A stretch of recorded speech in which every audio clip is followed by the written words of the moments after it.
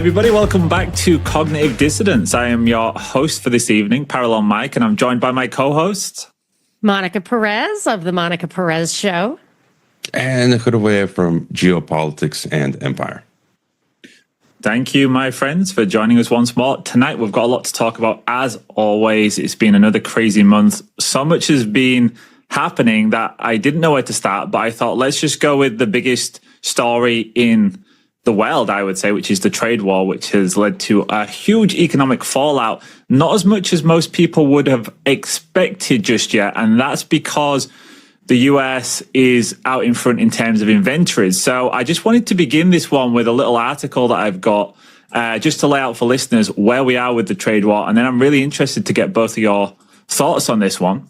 So let's just share the screen. So it's the first boats carrying Chinese goods with 145% tariffs are arriving in LA and shipments are cut in half. Expect shortages soon, which I thought was an interesting one. It's CNN, and they're actually advertising now that shortages are coming in the US. So what happened was the business leaders were basically front-running potential tariffs, so they got huge inventories, and they're about to run out, and we're finally getting to the point now where the shortages are going to happen.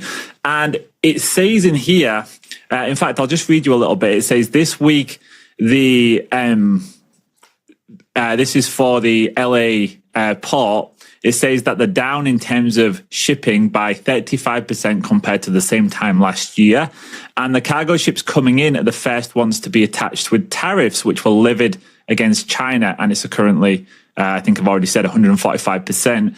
It says the drop-off in imports from China on the boats now coming into port is more than 50%. And many importers have cancelled previous orders because US businesses aren't interested in paying the steep tariffs. So the warning right now that there's going to be shortages in the US, and this has really just been a saga and full of lies, full of disinformation. Scott Besson is totally not credible. He said that China's coming to the table to do a deal again and again, and China keeps saying, no, we're not.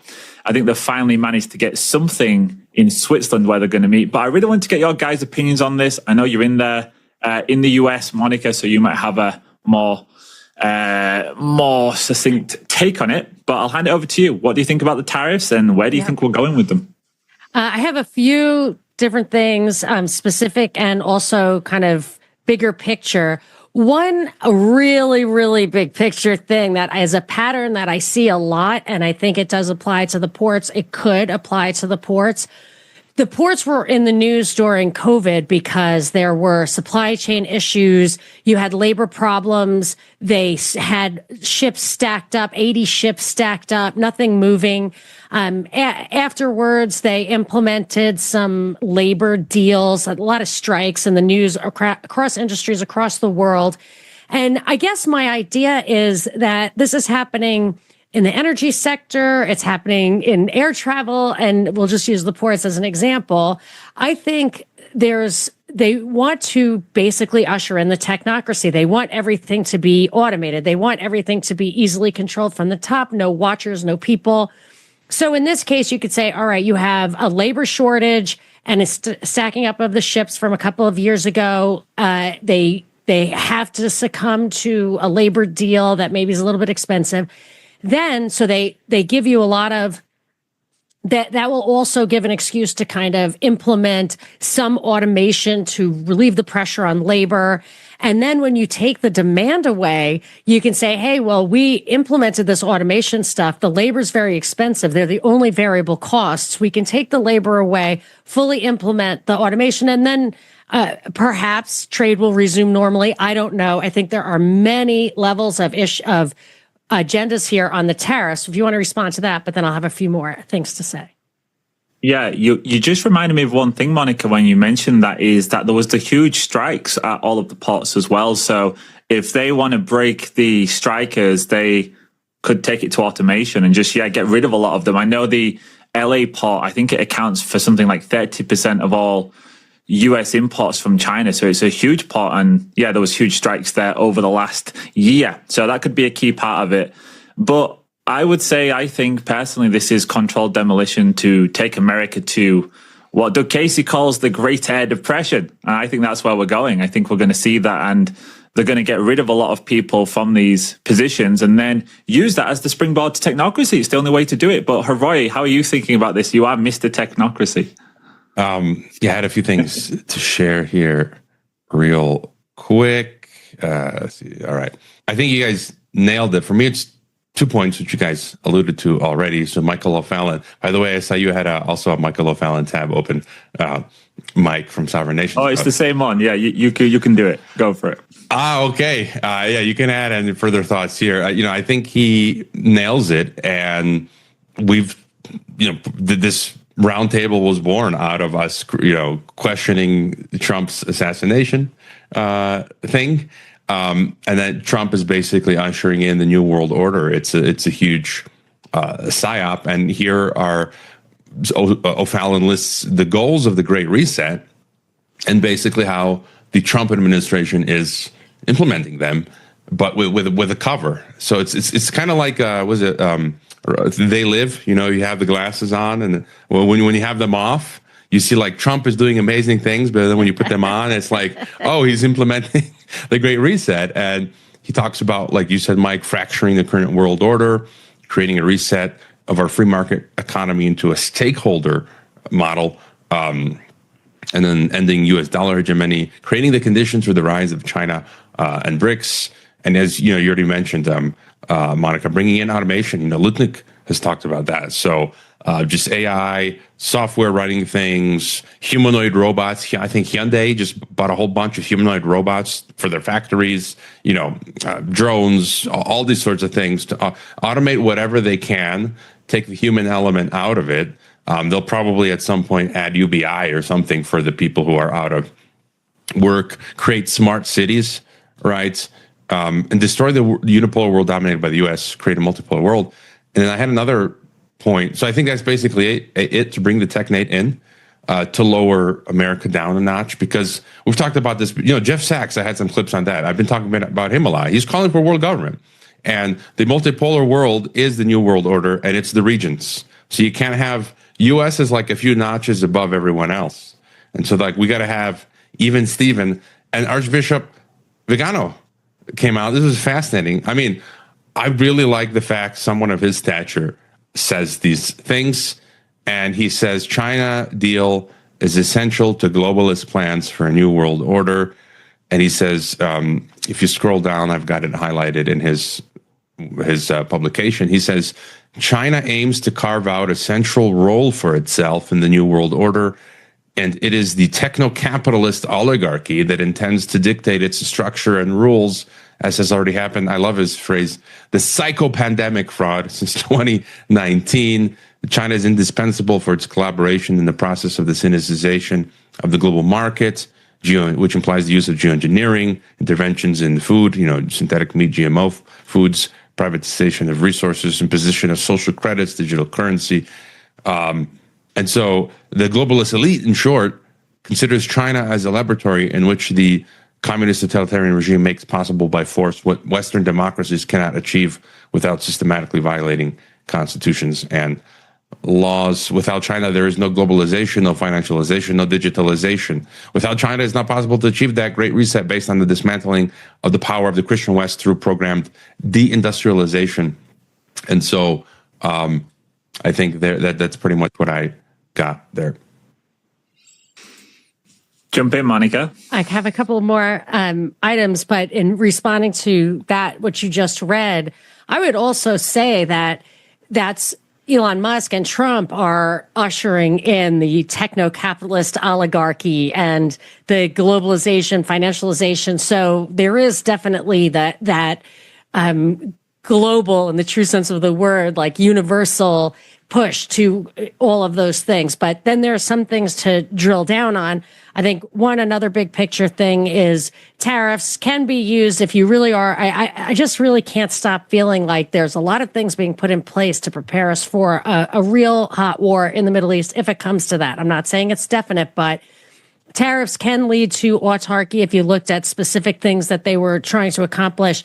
I also think that if you have that kind of autarky feeling and a real hot war, you're going to have continentalism. So our strife with Canada and Mexico is, I think, just for show. I mean, the head of the central bank of the UK is now running Canada. That definitely part of the globalist cabal. And if it comes to it, if they have an excuse like war, then they can usher in that North American Union in name or de facto.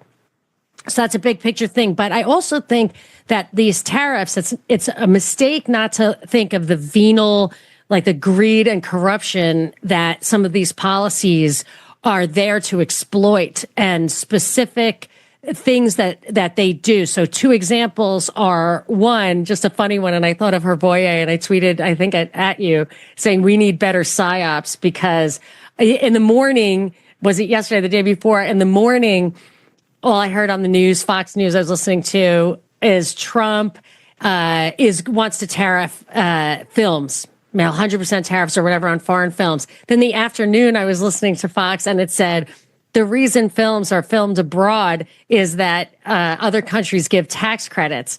And then in the evening, I saw a New York Times headline that says, Governor Newsom wants to work with Trump on $7.5 billion worth of tax credits for Hollywood. I'm like, they didn't make you even digest it overnight. Trump says this thing, and all of a sudden we're subsidizing $7.5 billion in Hollywood. I mean, the last industry on earth I would want to give a break to is the propaganda coming out of Hollywood. But the last thing I'll say, and this is going to segue into a different topic here, is J.D. Vance was in India recently, like April 23rd, and he gave this speech. And in the speech, he talks about the trade he wanted to do, the trade agreements and the actual alliances, specific things he wanted India and us to have a relationship over. And it reminded me a lot of the prank call those Russian pranksters made to Lindsey Graham. I don't know if you guys remember this. They pretended they were the Turkish foreign ministry. And he kept saying, look, you've got to not do the S-400. You're going to have sanctions. That was a missile defense system they bought from Russia, that in the U.S. you are not allowed, you have to have sanctions against a country that has that system. He said, we have to get you back on the F-35 program. Just get your F-35s. Like, we're going to, partner in making parts and all of that. And J.D. Vance is talking about the F-35. India, you've got to get involved in the F-35 program. Obviously, he's pushing the financial benefit to the defense industry. But weirdly, that day or the day before, so Vance visited the Pope like hours before he died. When he arrived in India on April 22nd, there was a big attack in a tourist community or a tourist area where a lot of people died.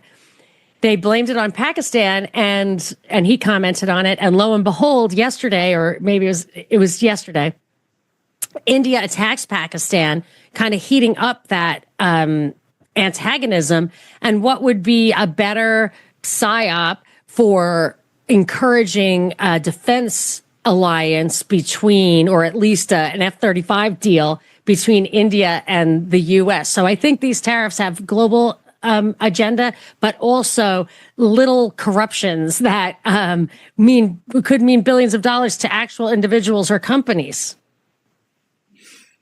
Yeah, I think you touched on many of the important subjects we're going to get into.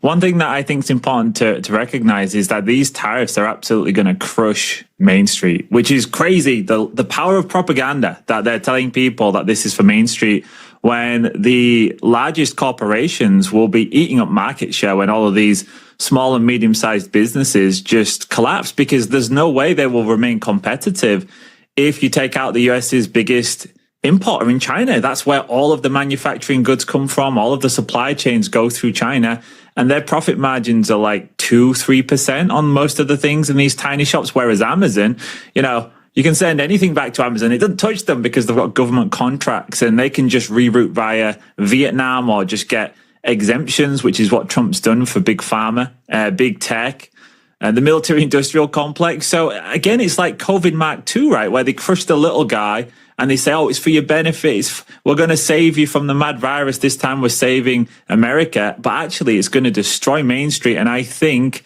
this could be the death knell. I think it will be far worse than what happened in 2020 to 2022.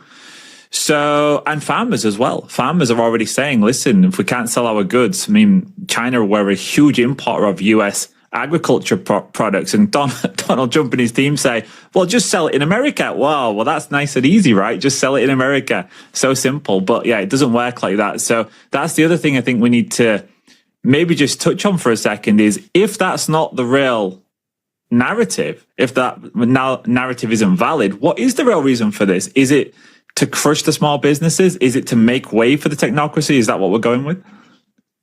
Yeah, I want to comment with Peter Schiff, but just something I'm thinking about lately. Like, I just paid my monthly internet bill before jumping on this call, and it's 800 pesos. That's like $40. They just raised the price. Like, they didn't even tell us. Like, when I first started, it was 600 pesos or something, $30. And then every few months, it just goes up and up and up. And I'm like, what's going on? And it just goes to speak to this neo-feudalism. In my weekly analysis, I talked about, like, in Croatia now, and I watched a 30-minute segment from Croatian News where they're talking about how you got a couple, a man and woman, married, whatever, both working full-time, both have excellent jobs, according to Croatian society. And the average salary is like 1,500 euros a month. And they cannot afford homes. The homes are crap quality, flats or houses, even an hour outside of the capital, Zagreb.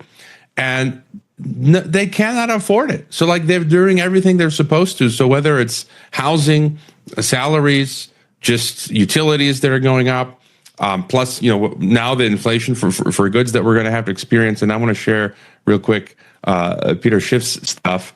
And he says here, our Treasury Secretary, Scott Besson, is a very smart man. He's not the blubbering idiot shown in this clip. The reason he can't answer the simple question, who pays tariffs, is because he knows the answer.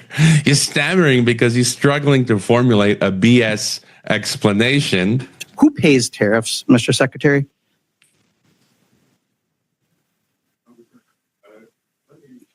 No.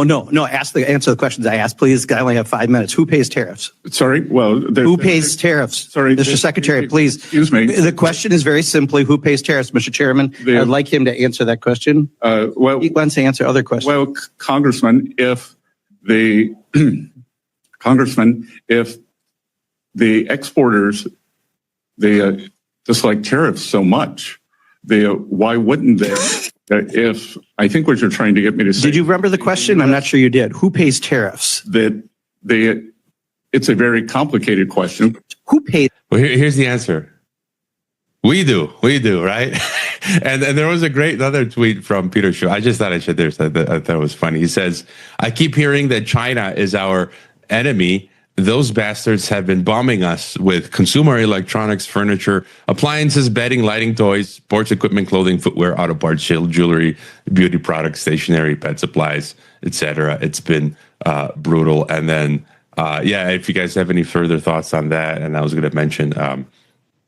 Well, one of my thoughts is that Scott Besson is one of the worst people to represent tariffs. He's terrible. He's a terrible public speaker. He stammers. He always comes across as smug. I think he's trying to exude confidence, but he just has a smugness about him. And he reminds me of Herman Munster. Maybe that's giving away my age a little bit, but he does. And just one more thing that you said, Hrvoje, you was talking about your internet bill. I don't know if you saw the article from Matt Smith on Doug Casey's crisis investing, but he was showing what a civil engineer got paid back in 1910 in gold ounces. So he did the sums on what they was being paid and did all of the conversion, and they was being paid 150 ounces of gold per year. In 2025, it is 18.7 ounces of gold per year. And I would urge listeners to do the sums themselves. Find out what you was being paid back in the 70s if you was around, in the 80s. Look at what you paid for your house and then see what it would get you today in gold ounces. And it really does just expose how poor we're all getting and how degraded the system's got. So I think this reset that we're getting towards, and that these tariffs are going to be ushering in, I think they realize that the jig's up almost, and they're going to have to they need that next system in place because people are not going to be able to survive. Yeah, people are going to be desperate. And that's the perfect opportunity to bring in UBI, CBDCs, digital IDs, real ID, as you call it in the US. And I think that's what this is about. It's about just getting people to the point where they're so desperate they accept it all. Just real quick, Monica, just on that article that was posted was mind-blowing, and he was referencing a book, which I'll have to read. But in the comment section was also equally as valuable. So one of the subscribers to Matt's and Doug's, I think it's both of theirs, right? Substack.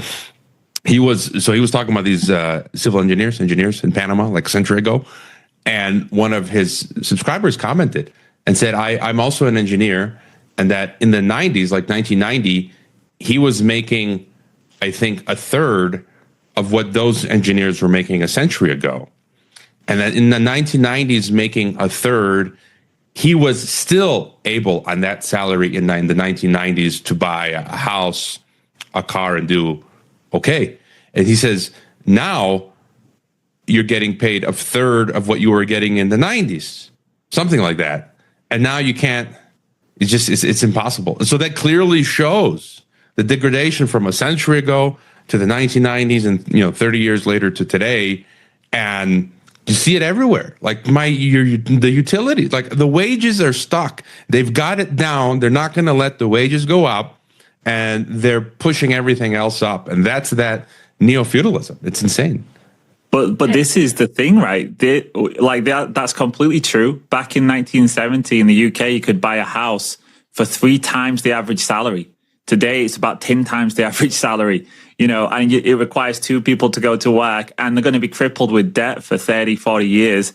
And the energy, I'm not even going to get into it because we can talk all day about the price increases. The energy price increases are wild across the West. But one thing I wanted to mention was the only reason that we're all surviving is the cheap crap coming from China. And now that's what they're taking away from us. So you take away the cheap crap and then you've got more money chasing far fewer goods.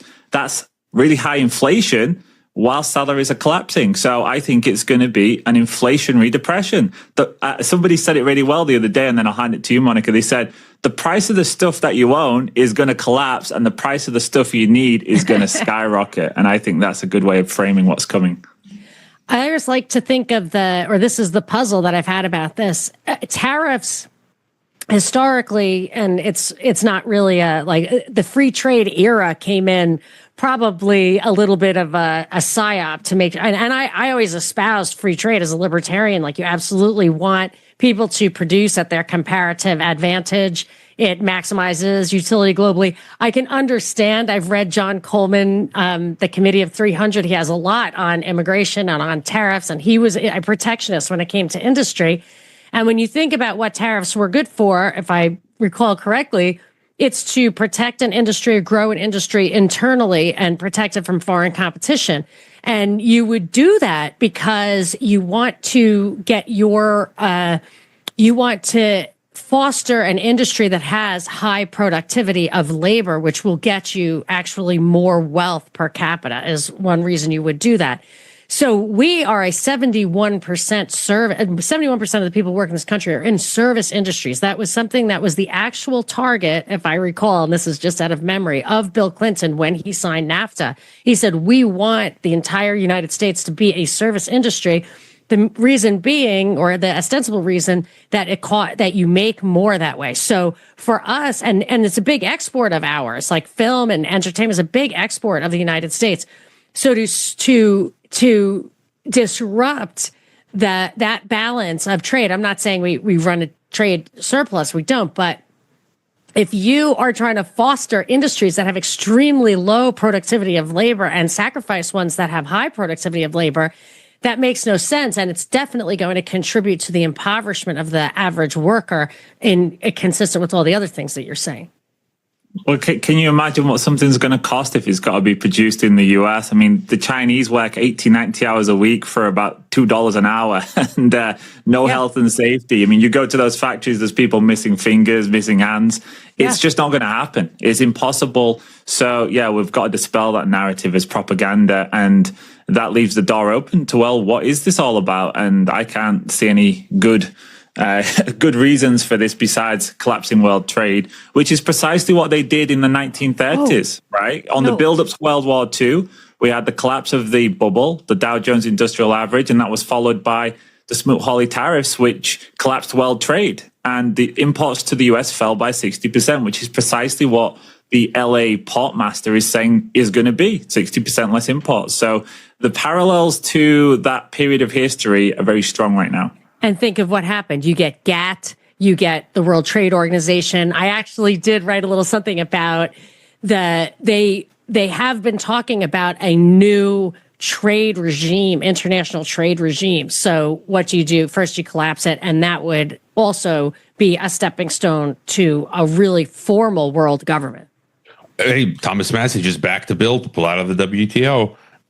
Well, that's going to play into the hands of having a new thing. Just had a few quick thoughts. We were talking about tariffs, and Mike Adams, Health Ranger.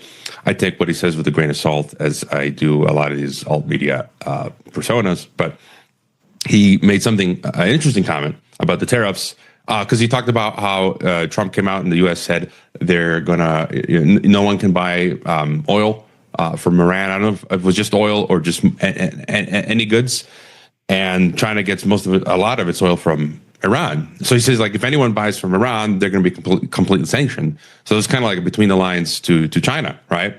Cutting off their oil. And he mentioned the Pearl Harbor situation, right? They have the book. And when I studied in Geneva, our professor said there were like 8 steps that the U.S. did to choke Japan off. One of the biggest ones was oil, but there were other steps. I forget some of them, but basically they painted Japan in a corner intentionally. And in some of their secret dispatches, the U.S., the Department of Defense or whatever, they were saying they wanted Japan to strike U.S. first, to use that as a pretext to then begin hostilities. And so now you have the U.S. Saying you can't buy Iranian oil. And then, I mean, it's China's much bigger in this sense compared to Japan in the 1940s. But it's almost like we could see that scenario. Like maybe they want to choke China off to get them to fire the first shot and say, "Aha! Look, it's the classic false flag attack." Okay, now we got to start attack with China. Well, they could want them, I guess, to have just massive instability internally. I think their youth unemployment in the 16 to 25 category, they stopped releasing data about 2 years ago, so nobody knows, but it was around 20%, and some people estimate it's now at 30%. And I guess maybe the plan is to get them to strike Taiwan. I mean, if you have the youngest generation are the ones that are most likely to revolt, and if they've got no work and they're feeling disillusioned, and China's got a collapsing property bubble, which has been going on for 2 years, Evergrande and Country Garden, it's about $1 trillion black hole they've got because of that. So, yeah, maybe the US knows it's going to collapse, but it's going to try and collapse Europe and China faster than it's going to collapse, and that's the name of the game. It seems like, I had on Gregory Copley. I'm going to get him back on again. He published a new book. I really like his stuff, and he said it's the race to the bottom, but to be the last man, because things are collapsing. You want to sort of be the last one to collapse.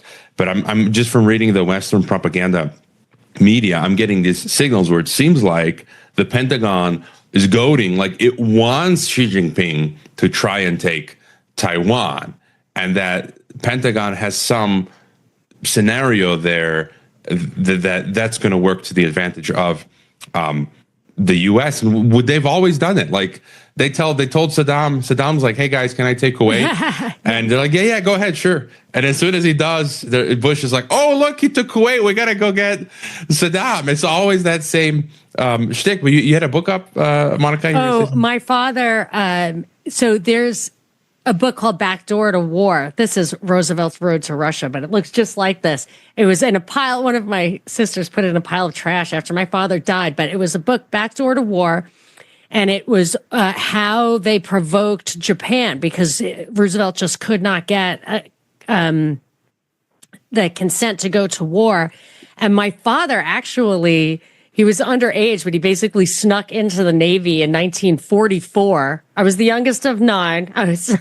He was very old when I was born, but he came back from the Pacific and in the 50s. He read that book, and I have the copy of it, and it has all this marginalia, and he was completely disillusioned after that and absolutely thought the whole thing was a setup. And he said it was absolutely an act of war to cut off their, to blockade them when they were at war. It was an act of war, and needed to be retaliated against. I've got something that I'm going to share. This is another one that I found really interesting, and it was the retirement of Warren Buffett, Yes. 94 years old. But you know what was really fascinating about this for me was not that he was retiring. I mean, geez, he's 94. He needs to step aside. When you hear him speak now, you're like, you should have retired some time ago, Warren. But what really fascinated me about it was that actually he ended his career by saying that the US dollar is effectively about to collapse. And what a thing for him to say, because all of his career he's basically said, he's been a cheerleader for the US. He's enriched himself off of the US Ponzi scheme. The dollar is what made him rich. The debasement of the dollar and being connected politically allowed him to invest in all of these companies. So I'll just share this one. Hopefully listeners will be able to kind of bear through his voice, because it is a little bit it's a little bit impossible to listen to him for too long, but I'll just play this. Want to be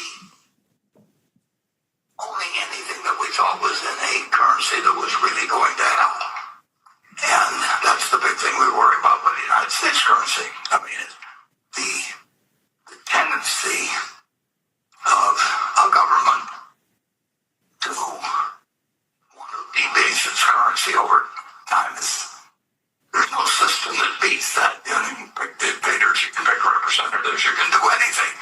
But the people, there will be a push toward weaker currencies. And of course, that is, I mentioned very briefly in the annual report, that fiscal policy is what scares me in the United States, because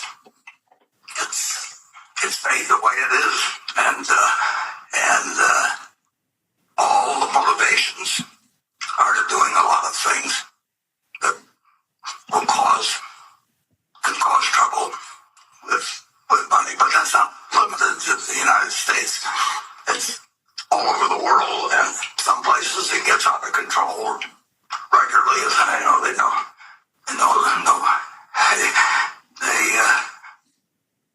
They devalue at rates that are breathtaking, and that's continued. I mean, people can study economics, and Okay, I'll just pause there. But what's really funny is he spent his career as well basically saying that gold was dumb, it was a pet rock, and now he's talking about the devaluation of the dollar. And of course, gold's at record all-time highs. It's going up 3% a day. I think it's 3,400 right now, and that's because of the devaluation of the currencies. So it was interesting that he chose to end his career on that. It's a bit of a end of an era moment, having Buffett leave. But what's your guys' take on that? Did you find it significant, or is it just, nothing important for you? I mean, probably. I mean, it's that trajectory that we've been on, and it goes to what you said earlier. I think I was Porter Stansberry. I saw him. A lot of people quote tweet and saying, looking at the default, I think there were less purchases of treasuries or something like that. I don't know. Fed is doing a form of QE recently, and it's kind of like we're reaching that moment, I think. And part of what we were talking about, the inflation, is evidence of that. And that's how they, I think, reset currencies. Like you think of Mexico in the 90s with the peso. And I think we're reaching that currency reset. And then that's what they're doing with the CBDC stuff to bring that in, the digital dollar. Some people have talked about like China has a two-tier yuan, one for domestic and one for external. So that way foreigners can't meddle with its currency. And so maybe that's what they're going to do with the US. But essentially it's going to bring in the social credit system. Jeff Sachs just said in 10 years that SWIFT is going to be obsolete, and it's going to be CBDCs will kill the dollar. And just real quick, I just want to share, I was going to mention this earlier, just on what I was saying earlier about the inflation. And I just came across this guy's Charlie Morgan. He's got a huge YouTube account, but he's some businessman. He's worth tens of millions of dollars. His video went viral on how he left Dubai. He didn't like it. But I was looking at some of his stuff. What's one thing people can do is we have to find a way to make more money than we are now. And, starting businesses or whatever, thinking outside the box. And something that I think he's well-meaning, and he's one of these guys that's better. There's a lot of these types of accounts that tell you about business, and he just seems earnest, down to earth. And something he was talking about in terms of making a business that I liked. We go to school. We're trained to not copy and just do everything by the book. And I think that's one of the things that screws us up the most in life. This whole no, I got to do a 9 to. I got to go to university. I got to do a 9 to 5. I got to be an employee. I got to do things by the book. And I'm like, no. I'm learning now. The first time I'm working for myself, doing my podcast, and you got to keep thinking hard how to survive and do different things. And I look at most, not everyone, but a lot of people around you they just do the 9 to 5. They don't want to think for themselves. And so that's, I think, one solution for people is we gotta get scrambling, work together, figure out ways to beat the inflation. And I was just going to comment on one thing you said before about the offshoring Clinton 90s. I think it was all strategic. It's sold as, it was just to make money, just the corporate elites. And I'm like, no, again, think about the big picture, reverse engineer, Kissinger and was it Nixon in the 70s opening up China. The goal is world government. Let's reverse engineer. They built the technocracy laboratory in China. And it's the offshoring was strategic because the goal is convergence between East and West for one world government. And so I think the elites said, okay, what we're going to do is we're going to offshore to China the manufacturing, so that way we intertwine East and West so they can't break off. And they're symbiote like this. It's like the Borg, it's simulation. And so now they're stuck together, and they're not going forward. There's going to be no way to extricate themselves. So we're going to have this world state. And it's like Pan Am of Hunger Games, the Hunger Game 15-minute city districts, where each district only manufactures one specialty. And so it's no, you can't manufacture. China's the manufacturing hub. And I was having my listener off the record call last night. We were talking about this. Someone from Australia was saying for tractors, they used to be able to have these repair and get the parts locally in Australia. They can't anymore. You have to get it from China. So it's you're going to be at the whim of, you can't do anything yourself anymore. You got to wait. If you're a good boy, you can get it from China. If you have low social credit, you're not a good boy. Sorry, you're screwed. So that's such a great, I hadn't thought of it that way. I used to think of the analogy of what was happening when they wanted to converge East and West, and some quotes I had heard from Rockefeller and stuff was that I thought of it as a transmission. So when you have to have the engine and the wheels going kind of close to the same speed in order to have them join up. So they were slowing down the West and they were speeding up the East. But the way you're talking about it, I think maybe a better analogy is like a clock. Every single gear has to be in place for the thing to work. And that's actually, you can't undo that easily. So I actually have some skepticism as to how much of this tariff stuff is really going to stick. I feel like a lot of it is psyop-y, but I wanted to comment a little bit on the, so that maybe it'll go away after they have a new trade deal, and you'll have absolutely unfettered trade, but you'll have these little defense deals on the side, whatever, I don't know. But a couple of things on the Buffett. It is absolutely galling that he suggests that he thinks or ever thought it was a bad thing to debase a currency when I like to tell people this because I don't think they understand. You learn about Keynes and Keynesianism in school, and he talks about sticky wages, and that's why you have to have a loose currency. That's why you have to have a little bit of inflation. What people don't understand is what that means is, hey, if you want to lower wages and absorb all the productivity increase from your people, you have to debase the currency because they're not going to take $8 when they're making 10. But if you inflate the currency by 25%, they're making 10, but it's the equivalent of 8. And who gets the benefit from that? It's the holder of the assets before that inflation starts. And that's how it kind of pushes up from labor to, and that's why you have no productivity gains. If you look at the 19th century versus the 20th century, there was the wages kept pace with productivity gains. And you could see it because they didn't debase the currency. And I also want to say, as far as inflation makes interest rates go up, nominal interest rates go up. We have an increasing debt, an incredibly increasing debt. It's, I think, everything in the country is $40 trillion in public debt, but the federal debt is almost all of that. It increases every year, regardless of Trump's big, beautiful bill, of Doge, of whatever.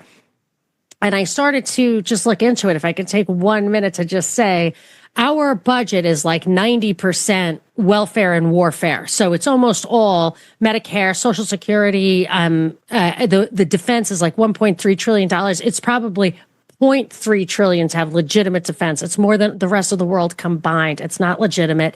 It's a wealth transfer.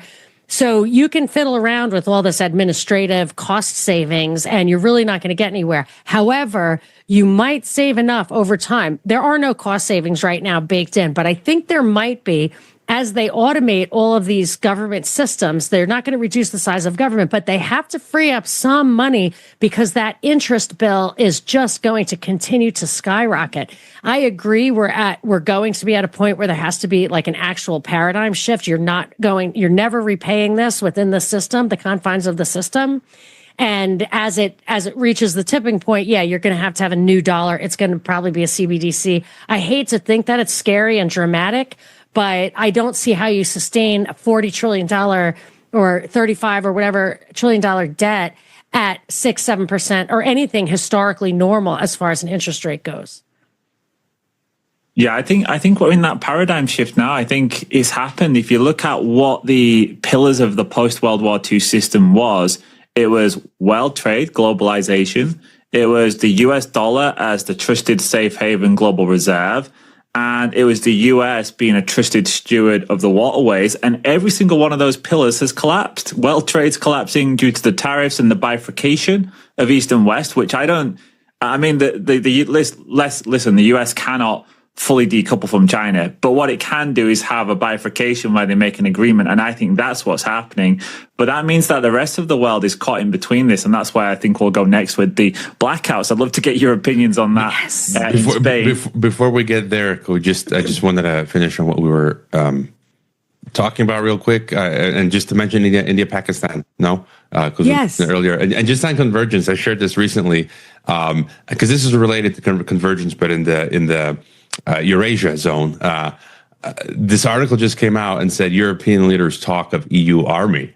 And it's like that is the plan. And what I got a tweet that went viral thanks to Brent Johnson, right? Cool. So he shared this and it got like 12,000 now views. Wow. And I was looking at this recently. So I was checking a quote, Adrian Hilton, and there's a book called The Principality and Power of Europe, Britain and the Emerging Holy European Empire. And it's Jean Monnet, one of the globalist founders. And in the book, he says, one of the founding fathers of the EU, Jean Monnet, also a devout Roman Catholic, totally rejected the idea that Europe should consist of sovereign nations. He believed in the Catholic vision that Europe should become a federal superstate into which all ancient nations would be fused. Fused is the word he used in a communication dated the 30th of April, 1952. For this to be achieved without the peoples of Europe realizing what was happening, the plan was to be accomplished in successive steps. Each was to be disguised as having an economic purpose, think about like tariffs, but all taken together would inevitably and irreversibly lead to federation. You think about Jeff Sachs, who came out recently and said, we need a world government. And that, what did he say? That the idea, I think he spoke about the EU, and that was actually a Catholic idea. So I think the Vatican, like since the 1800s, you had the Concert of Europe. Mark Mazauer, I have his book called Governing the World, which is a good read. He said like the 1815 Concert of Europe, which failed, was like the first attempt at European integration. And I think the Catholic Church, the Vatican Church, or for you Catholics out there, the evil strain. What does Vigano call it? The deep church. That they were core behind European integration and world government. So again, when people say it's the Jews, it's like, well, the Vatican faction is huge in world government, and so is the Zionist faction. So, how could it be if the Jews, if the Vatican centuries ago was working on world government? So, and it's both of them. So it's like they're both working. Then you've got the British elite. But before getting on to India, just any thought on this? Oh yeah, I want to express thought on that. I totally agree. I just used that example yesterday. If Italy invaded the Vatican, we would not send, and we should not send help. Like, we should not be involved with those countries. But yes, I agree that the Vatican has got tentacles everywhere. I believe this Catholic integralism is what they call it here, is a complete setup psyop. It is not a Catholic thing. Real Catholics, I do not think, would approve of that. You could do it in a country that is Catholic, but you can't do it in countries that are not Catholic. So I'm just saying you could have a confessional state, old Spain, the Philippines, whatever. But see, that thing leads with Jean Monnet was a devout Catholic. He was not a devout Catholic. He ran off with some 22-year-old who was married. So he may have been born Catholic, but to represent that kind of stuff as consistent with Catholic doctrine and dogma is not good. The people are different from the Vatican. So there's a lot of dark stuff. I think the Pope drank baby's blood. I totally do. But I think that, like, J.D. Vance converted to Catholicism. A lot of people, Tony Blair, Candace Owen, I think there's something up with trying to hijack the hierarchical nature of Catholicism for political purposes. And I want to separate from the idea that it's consistent with Catholic doctrine. It's really just consistent with the political Vatican stuff, which doesn't care about that, I think. Yeah. Well, I live in one of the most Catholic countries in the world. Like, there's churches. The churches are full. Like, I couldn't believe it. Yeah, that's probably Catholic integralism wouldn't be anathema, but you can't do it. Yeah. But the cultures of Europe, like anyone who's spent any time living in Europe, the cultures are so vastly different. Yeah. And the people and the attitudes to life, and it would never work. So it's a dumb idea. And especially not with all of the Muslim immigrants that Europe houses. Can you imagine trying to enact a plan based around Catholicism? But I did just have a guy on my podcast. It's not been released yet. And he's an Eastern Orthodox priest. And he said there's quite a lot of Catholics now switching over to Eastern Orthodox. Yeah. Definitely, because they can't stand what's happening in the church. Exactly. Churches. And of course, for listeners that don't know, the Catholic Church, and look, one day I'm going to ask you about this in an interview, Monica. You'll have to come back on my show. But the idea of palpable infability, like that to me is immediately, I could not be a Catholic because of palpable infability. That's nuts, especially if you look at the last Pope. So I don't know how it's Catholics only in matters of faith and morals. It hasn't been used in many years. The idea is that if Christ gave the church to Peter and said, what you bind on heaven is bound, if you bind on earth is bound in heaven, so that there is no dispute about very specific moral issues. He has to speak ex cathedra. He can't just say, like, blue is the nicest color, and that's infallible. I'm not defending it. I'm just clarifying. It's a very narrow thing. It is a narrow thing, but then you think, so you've got this guy who's doing all these terrible things, and he's like, and then he's all of a sudden got this divine thing. But that's not where we're going to go. We are going to speak about the Pope, though. Hey, man, that tweet started with a devout Catholic, which is untrue, which means to me that it was meant to cause problems. And that's why I don't like that Catholic integralism stuff. It's meant to cause problems in the U.S. Obviously, they're going to try to make it cause problems in the EU. The Sharia law had the Fabianism and the Islamic thing. They want to synthesize the secular and the religious, use Muslims to do that there too, and hijack that sort of paternalistic hierarchical stuff.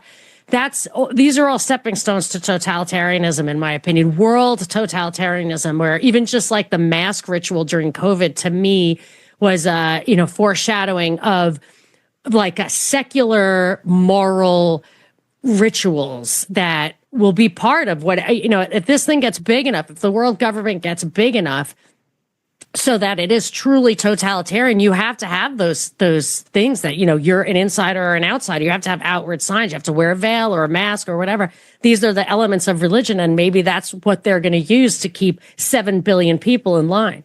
I think. Sorry, Hrvoje, I was just going to pass it over to you to discuss. I know you wanted to bring up the old Donald Trump as Pope, and yes, perfect. But just before we did that, I wanted to add to what you was just saying. Like the last Pope, one thing that the last Pope made me think is it seems to me like the vehicle for that secular one world type religion merging is going to be Catholicism, but also inherent within that there is this discrediting of Catholicism. Yeah, then you get to destroy it. Exactly. Instead of being the only hope, that's truly satanic. Yeah, really. Yeah, and also I think the demoralization of Catholics because because of things they like Palpability, you've got to you sat there watching this guy invite transvestites to the Vatican and basically make a mockery of Scripture, and it's a case of how does that how do you deal with that as a Catholic? You either leave or you have to. I consider going ortho, but that's being hijacked too. Well, the one thing about Christianity that I think is very useful is there is no I am the number one pope and I get to make the decision. There's no way around this shit getting hijacked. No, but one part of that, of course, is the demoralization and almost, I would say, the mockery of Catholicism. And then what did we see? We saw Donald Trump and the White House specifically tweet out this image of him dressed as the Pope. Now, I don't think we'd have seen that for any other religion. I don't think Donald Trump will do that for anything to do with Judaism or Islam, but he certainly did it for Catholicism. So I'm just going to pass that back to you, Hrvoje. Do you have the image with you? Yeah, well, hold on. Was you offended by it, Monica, because you're a Catholic? Oh, no. The only thing I thought was I live in LA, so I was like, can you believe Trump did that? I'm like, Trump doesn't even have a computer. Like, he has nothing to do with that stuff. Like, he allows whatever. He is fully, he's an employee of some entity. He doesn't have a lot of control over what they do. I'm sure he doesn't care, but no, I laugh. Besides, the Pope is not divine. You can make fun of him. You can't make fun of Jesus or God or the Holy Spirit, but that's it. I was just looking for a quote, but I just on the thing, because I'm like a non-denominational Christian, but I guess I'm Reformed Protestant, whatever. And regarding Catholics and Orthodox, all these people going into Orthodoxy, there's a really great comment I found from this guy called Lucas Curcio, who says, the fruit of many people who converted to Rome and Eastern Orthodoxy has resulted in them being angry and arguing all day with Protestants online, not an actual love for God and neighbor and holiness of heart. Stay Protestant, my friend. And I just felt like that's so true. A lot of these people that I'm seeing convert to Orthodoxy, like I'm trying to be peaceable with most people and not argue and, and I see these guys, they convert to Orthodox and they're just arguing and you guys are wrong and I'm right. And it's kind of like they're doing it in the flesh. It's like they're not talking about sin and repentance and hell. It's like, no, Orthodoxy is right. You're wrong. You suck. You're stupid. I'm like, what is this? Immigrating to a foreign country and you would both know this, and I know it from my ancestors. It takes decades to understand a culture, and religion is like that too. So if you convert, you can. I took a long break, but I was raised on Catholicism, for 16 years at my father's knee. Like, I know a lot of the nuances. I know how your attitude's supposed to be. It really is ingrained in you. It would be, I think it's rather arrogant to fight like that, and it betrays a lack of understanding of the true nature of the doctrine to they just don't get it. It's just not in their souls. There's like Opus Dei, I don't like it because they have a lot of, seems to me, there's pride and materialism. It's like undermining of the actual, that's why I always think, oh my gosh, I have to tell you this funny thing. I said to an interior designer I know, I said, I'm Catholic. I'm just not good at that stuff. I don't know how to dress, because I'm really not supposed to look at that stuff, not supposed to be vain. So, you'll see Catholic women, they're just kind of a mess. She said, I thought it was all the drinking. Oh, that was nice. That was very funny, but it's not the drinking. And And I wanted to add just to what you were saying earlier as well, how they tend to generalize in groups with religions, and it's the integralism thing. And again, one of these bros recently posted and said the Protestant is indifferent to blasphemy, but is mortified by cursing. I really like the guy, but I'm not going to name their name. But it's kind of like, but again, it's like, what are you talking about? I don't like blasphemy. When someone blasphemes, generally, if I'm with them, like I don't like cursing or blasphemy. So again, like what? Again, you're lumping. We can't curse or swear. It's vulgarity that you don't like. We're allowed to use vulgarity, but we're not allowed to curse or swear. But it's scandalous because vulgarity sound like they call it cursing. Cursing is damning someone to hell. Swearing. Well, I mean, I consider like blasphemy is bad. Using bad words is bad. Yeah. And so, but again, just this sort of carnal. Yeah, it's minor fighting. Stuff. Yeah. But, why do it? Why bother? Before Blackouts, India, I think. Yeah. Jump in, right? The window's closing. Jump in. Because did you want to move on to Blackouts? I want to see the picture of the Pope. No. If you've got. I have. But I just want. I thought we mentioned this as well. This was interesting. Eric. To get him on the podcast. It's a rumor, but they just opened in Hong Kong. I think China did a gold vault. I think a vault or an exchange. And then there's this rumor that in Saudi Arabia they're going to open a vault. So that was the problem with Saudi and China, that there was not this assurance. Like if they were going to use gold for yuan, but the gold is in China, well, Saudi, anything could happen. And so there's this rumor now that in Saudi they're going to have vaults for the gold that can be then used for the exchanges with yuan. That's a rumor. But just India, just real quick, if you guys have any thoughts on India, my main point here, without going into too many details, I said this like a week ago, and then Pippa Malmgren, there's a key quote I've extracted from, she's an insider, but she says we have to ask the simple question, how much of the problem between India and Pakistan, and maybe even with China, has been fueled by American activities? We have to ask, how is it possible the American government funded the very terrorist opponents it was supposedly trying to shut down? And then I've shared this guy, maybe you've seen in the Pakistan defense minister, saying, for 3 decades, we supported, trained, and funded terrorist groups for the West, including US and UK. And basically my theory on India, Pakistan is like the US deep state came in, did the terror attack. It wasn't Pakistan or India. And now they got them fighting at each other. And they're going to sell them arms. Totally agree. Totally agree. And Vance was just there. Like, I'm thinking he may be the new John McCain. He goes to the Vatican, the Pope dies, he goes to India, starts a war. I really think he's the little snake in the grass. There is a lot going off in the world right now, though. I think that's really, if we zoom out just beyond even the India-Pakistan and just say all the things that we're discussing, these are huge things. It is really the breakdown of the old system, and it feels like America is in the driving seat of building a new system, but it's based around chaos.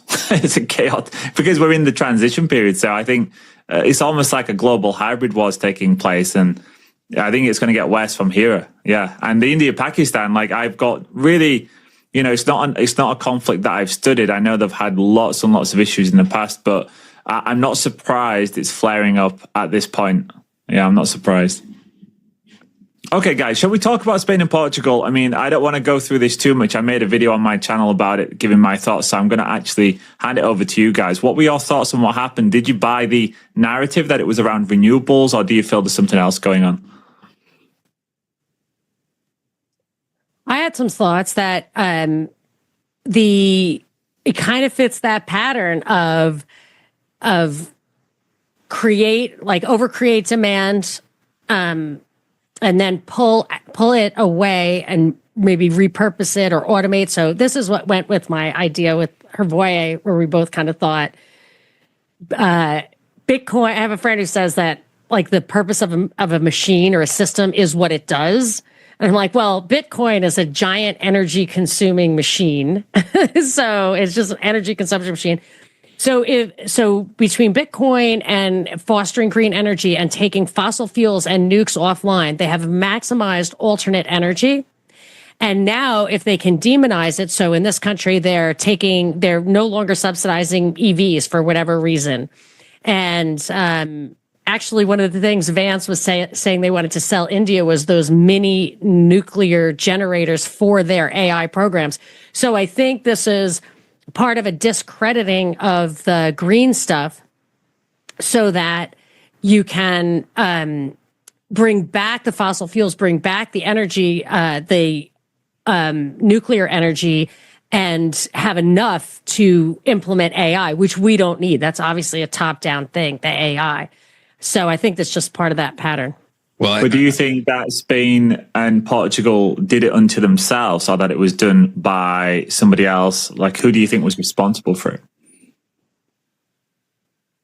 That I don't know. I mean, it could be inherent in the system. Like, that's the kind of thing I think about the wildfires. I feel like, well, if you just don't treat it correctly, like if you're not, if you know, maybe it's undermined. Certainly people get bribed to like not do things right. I think it could be as easy as that. I'm not sure any single human being would have to pull the plug on it to just make it inevitable. Although the timing was crazy that it was right after the guy was like, hey, we're, celebrating our 100% greenness. I think that was kind of funny. Yeah, it was.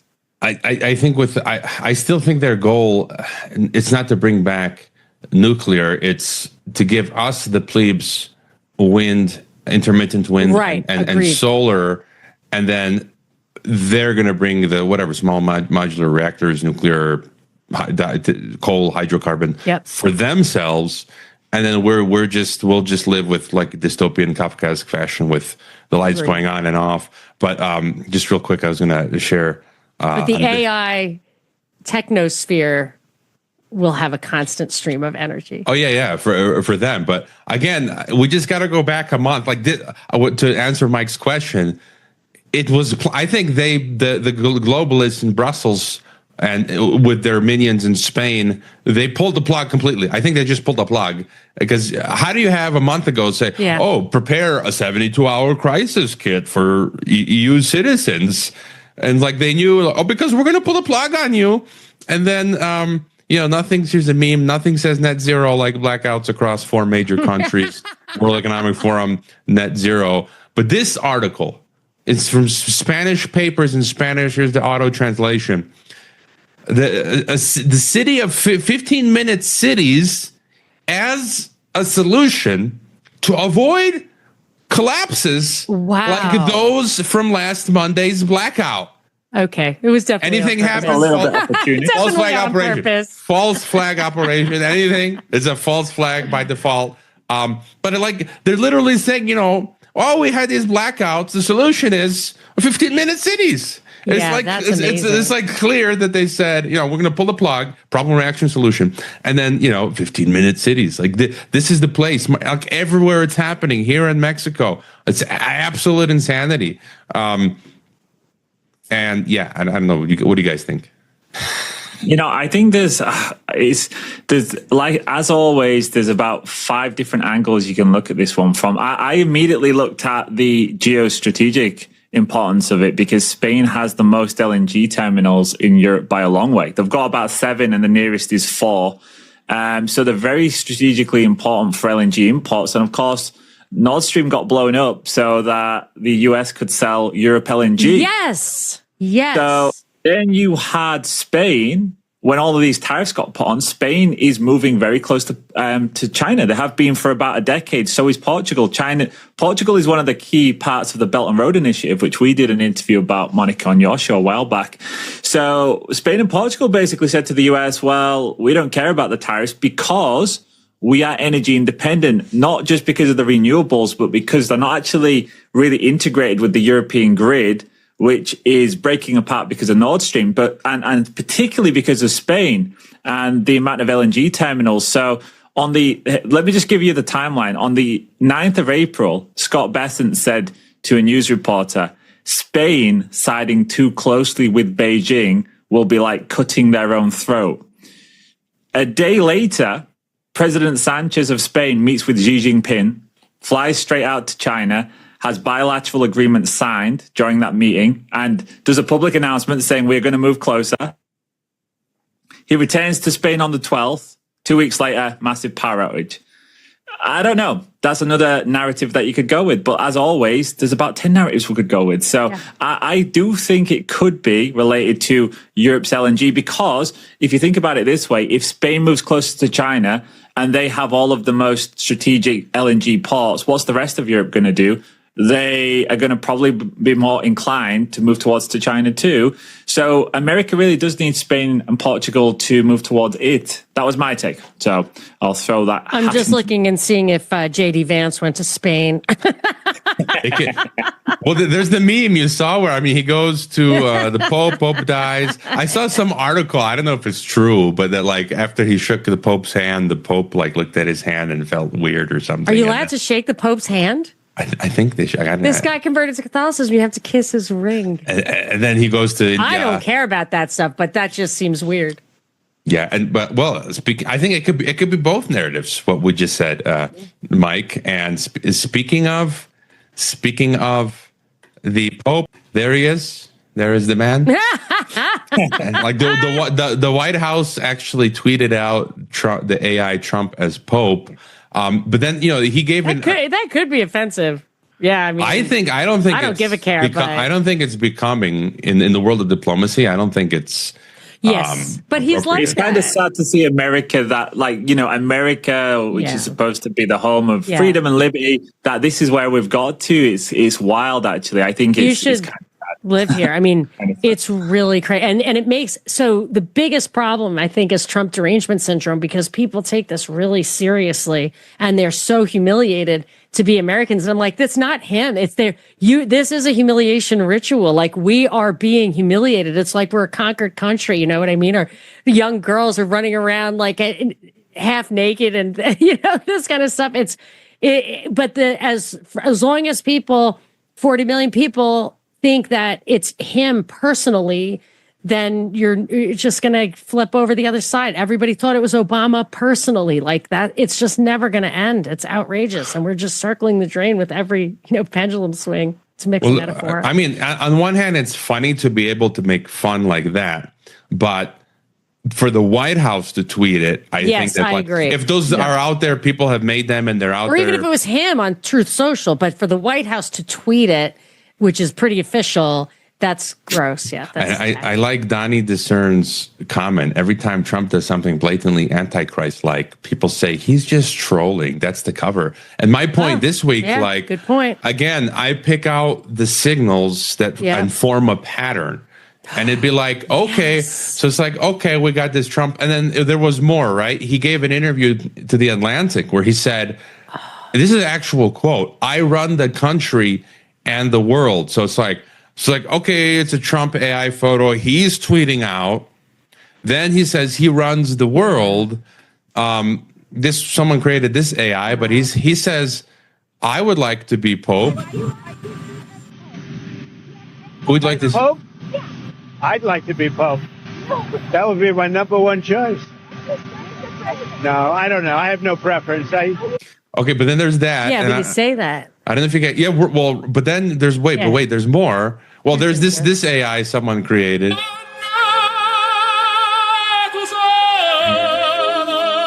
Wow.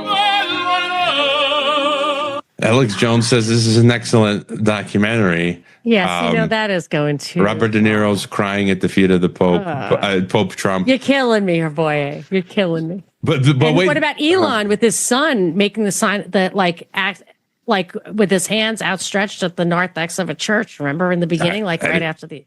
Oh, you didn't see that one? No, but I mean, I'm seeing what you're saying now. But it's like Trump is flying on a massive eagle as Pope, and he's like our savior. But I'm sorry, that's like literally Antichrist stuff. And myself, as a non-denominational biblical Christian, I consider the Pope itself as an Antichrist. But wait, there's more. Then every Pope is the Antichrist. Just that idea of the Pope papacy is like in place of Christ. It's like a false Christ. But then you have, I caught this in the telegrams. It says Syrian government supporters are now posting things on Twitter indirectly comparing al-Jolani, Syria's president, to Allah. So it's like, wait, Trump as Pope, Jolani as Allah. And then, to top it off, cherry on top, some guy called Abdullah Hashem of the Ahmadi religion of peace and light, he comes out and says, he's the Christ to the Christians. He's the Mahdi to the Muslims. He's got St. Peter's blood. He's got Muhammad's blood. Like what? Like, okay, Yeah, can you see a pattern forming here? Just in 1 week, Trump Pope, Jolani Allah, and then here's the Messiah. I am Abdullah, the successor of Imam al-Mahdi alayhi salam, the successor of the Comforter Ahmed, the successor of Simon Peter, the successor of Muhammad, the successor of Jesus Christ. Yeah. I don't even feel like I'm allowed to listen to that. I am the because proof it's so upon the blasphemous. Christians. I would am never the son play of that. the Muslims through my father, and the son of the Christians and the Jews through my mother. I am the son of the East through my father, and the son of the West through my mother. I am like Zulkarnain, who with one horn in the East and one in the West. And I am the inheritor of all that lies between. I am more knowledgeable than any false pope, and I am appointed by name and the will of the prophets. My name is also on the tongue. Yeah, I give it what 5 years before we find out that he was diddling all of his cult members. Yeah. That's what always happens. Well, I mean, look, it's far out. Like if you look towards the end, there's the full clip. I mean, It's so weird. light, The paper. And peace and light. That's very. It's like that NvidX cult where who was it? Alison Mack, who was branding women, and it was like a big sex cult. Oh yeah, that was the wasn't that the Seagram people?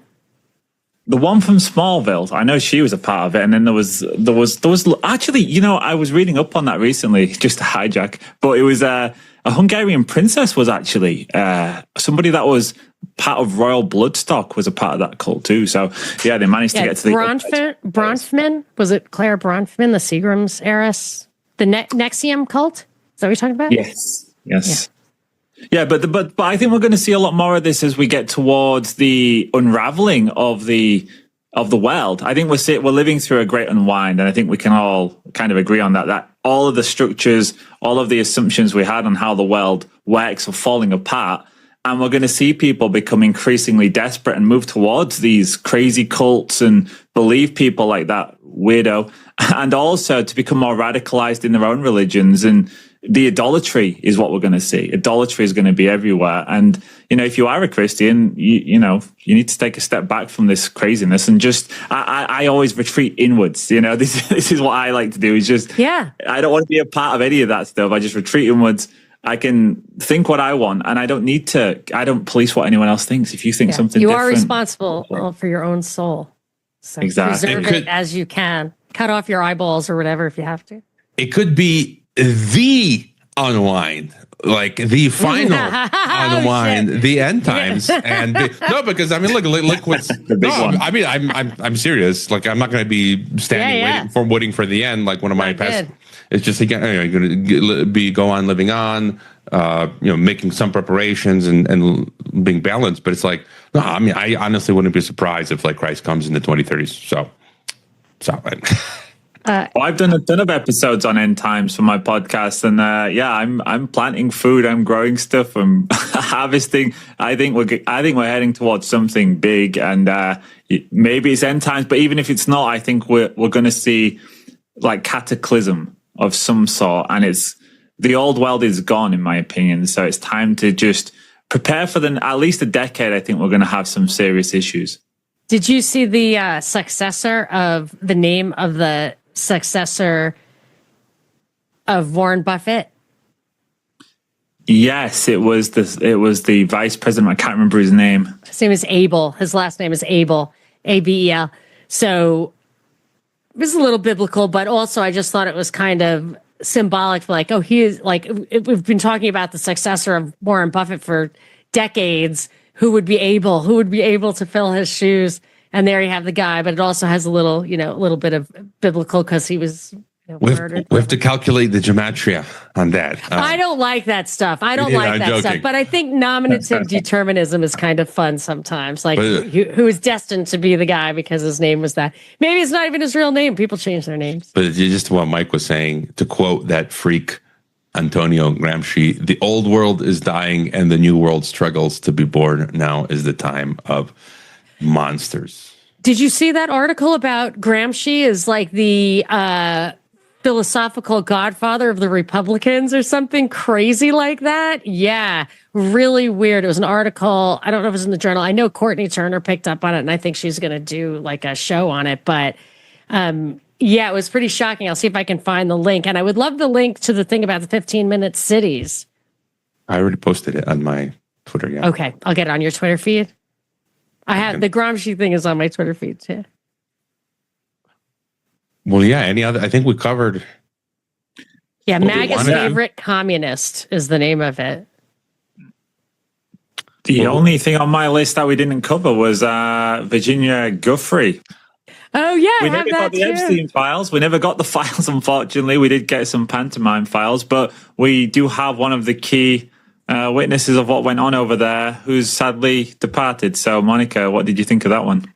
It's kind of weird because I feel like some of these things are like psyops within psyops. And one thing that came out immediately was people were saying, well, not only did she not commit suicide, she's not even really dead.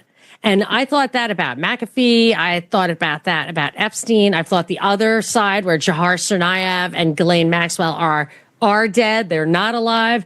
It just seemed like a psyop within a psyop. And I find it just so blatant. I just don't know the answer, but I think it's the beginning of a new kind of, you so don't know what to believe that even within the alt media goes like one level too far.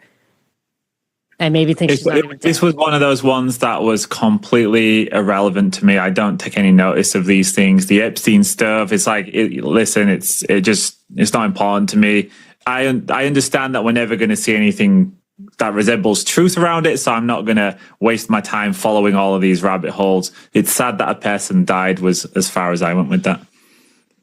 Yeah, I feel exactly the same, Mike, because if that did, sorry to interrupt, but if that did in fact happen, just to respect what you said, Monica, yeah, we don't know. Yeah, I mean, for me, the biggest focus again is I think it's the world state that's coming into being. It's like they're putting us in these prisons and the 15-minute cities. It's like, there's that thing that went on with Epstein and those people and, this satanic cult here and that. And it's like, yeah, those are important stuff. And I just deflect to people who are more expert in that. I'm stretched in terms of my bandwidth and, go read Whitney Webb's book or whoever, yeah. And I thought I mentioned, because you mentioned, I want to read this, the MAGA communist article you're talking about, Christopher Rufo. But that made me think of the woke right that James Lindsay talks about. It's like, look, Lindsay has some of his faults. And he was on Jordan Peterson, and I don't like Jordan Peterson. But it's kind of like a lot of these individuals, they have a core insight that is original that no one else has developed. They wouldn't exist if they didn't. Right. And it's like Lindsay is right on the woke right thing. And it's like, I used this recently, the Israel and the Nazis. It's like, look, I don't mind a state of Israel. What they're doing is insane. Just flat out murdering an entire group of people, taking their lands, expanding. Okay, so it's like, can we have this nuance? It's like, okay, I'm for an Israeli state. I'm not for them wiping out the Palestinians, since like they're drone bombing them, building these digital prisons. Okay, that's bad. But at the same time, James Lindsay just pointed out, you had the woke left, which was pushing trans and all that woke stuff. And now you have this woke right promoting Nazism, neo-Nazism. Like it's a real thing. And I'm seeing people that I actually know personally, promoting National Socialism, and Hitler was a good guy. And it's like, that is a total psyop. Can't both be wrong? Like, can't we have Israel, Zionism bad? Yeah. And the neo-Nazism yeah, it taints the anti-war movement. It taints the anti-war movement. So does Coleman putting on the pro-Palestinian protesters in the commie, woke, left, anti-colonialist basket, which he did October 8th. That his first focus wasn't that. How did this so-called terrorist attack actually happen? No, it was communists are against this because they're anti-colonial and everybody's a communist who's anti-colonial, whatever. I mean, I don't want to generalize what he's saying, but the message is you can taint the anti-war people on both sides by putting them in those woke left, right baskets when it's a completely, what you said, totally valid, rational thing. You cannot steal or kill. Like, thou shalt not steal, thou shalt not kill, and we can all get on the same page and evaluate specific things. And it has nothing to do with the U.S. We shouldn't pay for it. You can denounce it individually. We should not be involved in that stuff at all, and it would actually just go away. But they taint any discussion of it by making both anybody who objects to it in one of the crazy baskets. And nuance is not popular. Like I've said this before. Like if you're on the right or the left, you're gonna get boosted. But then if you're kind of like, well, no, and then no one wants to listen to this. Well, this is where cognitive dissonance came from, right? Yeah. It was nuance. You know, we started this in nuance because none of us were willing to say, kill all of these people, the Jews, or, you know, none of us were willing to say, no, Donald Trump's the savior. And nobody liked you for it at the time. But actually, over time, people start to see that nuance. It's usually just after the fact. Don't you both agree, or do you? I don't want to put words in your mouth, that stuff is pushed down from the top, like that radical, irrational, emotion-driven stuff that taps into people's frustrations or disappointments is pushed down from the top? Anytime you're in that state, you are being controlled, full stop. If you adopt a massive, a mainstream opinion, whether it's on the left or the right or in the so-called alternative media, anytime you adopt that, point for point, you have been fed that, because that's not reality. Reality is nuance. Reality is saying, okay, I can see that perspective. What they're doing is wrong, but I also know this perspective, and it's going through it. But it takes work. You know, it takes work to actually truly think and to empathize with different situations. So most people don't want to do it. And also, I think that they've created this world through Hollywood. They've created a meme-type world where we all just devolve to this really lazy thinking. So I never do that. And oftentimes it does mean you get ostracized. And I think the reason why channels like yours twos don't get pushed is because of that, because they can't box you in. When you're boxed in, you can get 100, 200,000 views easily because, you know, you're a known quantity is what I think it is. But actually what they're really worried about is that they put something out there and you just point the finger at it and say, no, I can show you the man behind the curtain here. They don't want that to happen. But just to your question, I think it's a bit of both, that it is from the top. They're constantly trying to radicalize, but also there's fertile ground. Yeah. As well. And just on Zionism, you know, I was on Richard Grove's Grand Theft World not recently, and we were talking about Richard Wurmbrand because he was in the mini doc that T. Snyder made, and Richard Wurmbrand was this. Someone called him, I think Grove mistakenly, or Scott called him a Catholic. No, he was a Protestant pastor, 14 years in the Romanian communist prison. And he wrote "Torture for Christ" and many other books, and he founded Voice of the Martyrs and Marx and Satan. He wrote a book, and like Richard Grove is just insane. Like he just pulls out Marx and Satan. He had it. It was highlighted, and he goes directly. Like I haven't read the book in its entirety, but he's a savant. But right, yeah, and so Wurmbrand actually spoke about two types of Zionism, and this is kind of important, I think. And so he highlights this Hess guy who was one of these like atheist Zionist promoters in the 1800s, and so you have, I think, this bad Zionism that we're seeing now. And this is the thing where I think a lot of people throw the baby out with the bathwater and like, Zionism bad, Jews are evil, Christianity is fake, false. And I'm like, no, wait a minute. It's kind of like what we're seeing carried out now, where these Israelites in Israel, who many are atheists or occultists, or they've rejected Christ, they're carrying out mass murder. That's bad Zionism. But Wurmbrand talks about a good, like neighborly, loving Zionism. So you could have this aspiration for like a Jewish state, and it's a loving Zionism where it's like, hey, we want to help, you Palestinians. We're not going to bomb. We're going to bomb you with love. It's just follow the Ten Commandments. Exactly. That's that good Zionism. There's nothing wrong. Yeah, everybody has to do that. Everybody. But this the standard. This could be any nation or any set of people could be radicalized, and in one generation. you could be radical. Like, look at Germany, for example. Let's say during fascism, you had an entire generation radicalized. Does that mean that we throw out Germany entirely? Germany should never exist. The whole of German history must be thrown out. Germany never did anything right. No, but that's what people are doing now in terms of Israel. So again, it's just a non-nuanced take. Okay, there's a lot of people over there who may be radicalized and believe that wiping out Palestinians is a great thing. And we're going to see that in the media, but that doesn't mean everyone thinks that. And it doesn't mean that everything Israel has ever done is incorrect and wrong, and that Israel, period, should not exist. So like you, Hrvoje, I've got nothing wrong with Israel per se as like a nation. I can have opinions on it without, necessarily going one way or the other. I just think, I'm just tired of all of the, I don't know what the right word is, but I'm tired of people kind of forcing everyone to become an expert and have a really strong opinion on something. I actually don't think we should have an extremely strong opinion on everything. I think some things you just need to say, I really don't know yet. I don't live there. I don't know. I didn't get my land taken, or I didn't, I don't know. There's almost nothing I barely know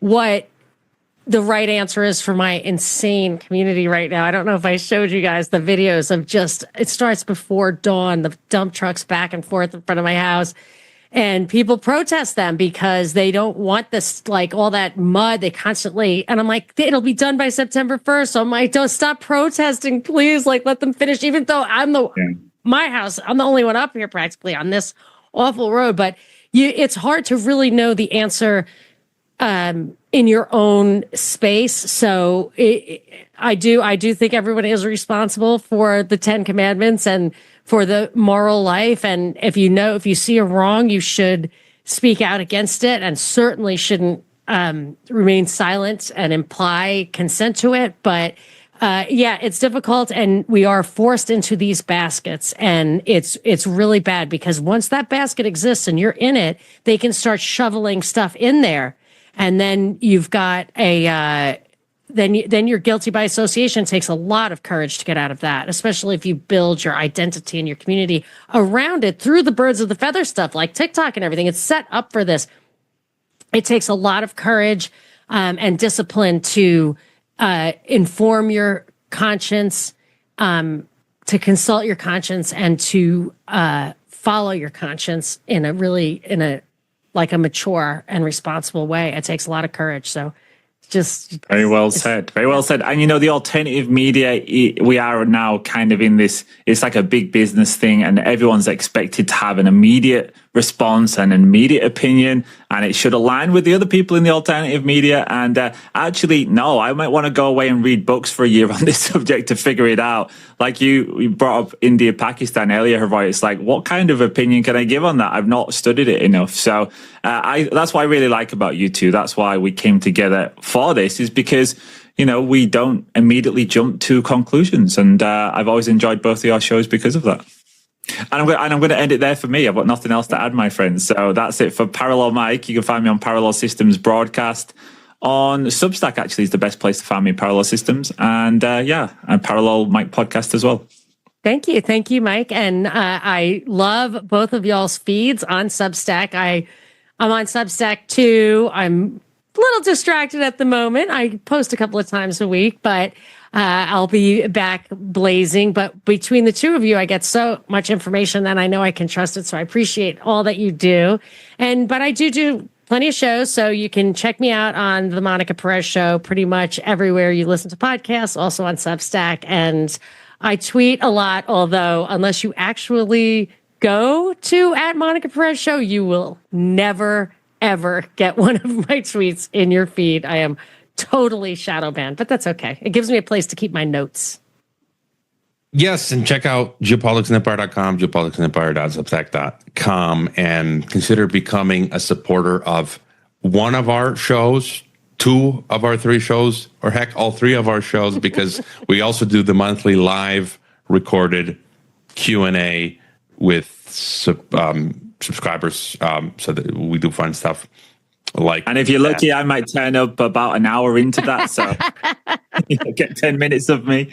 Can't tell time in Poland. That's my favorite hour or hour and a half. Like I think that's the best kind of whatever roundtable thing, Zoom thing that I've ever been involved in. It's really, I will say, listeners, it's a fantastic community that's grown up around that kind of merging of three shows, and all of our audiences join. And if you are looking for community, if you are looking to just have a really relaxed conversation with no need to have a strong opinion, just discussing things, that's the place to find it. So join Hrvoje's, mine, or Monica's Substack. In fact, I'm going to be an honorable one. I'm going to step aside, join Monica's or Hrvoje's, and then do come Hrvoje. see us. Let's drive people to Hrvoje. He's got how many kids do you have? 2. We should. Hey, I just thought of this. We should offer like I don't know if there's. I don't know if there's a way to do this. We'd have to figure this out. I'm not sure if there's a way to do this, but where you get like a 3. Oh no, there is, right? Okay.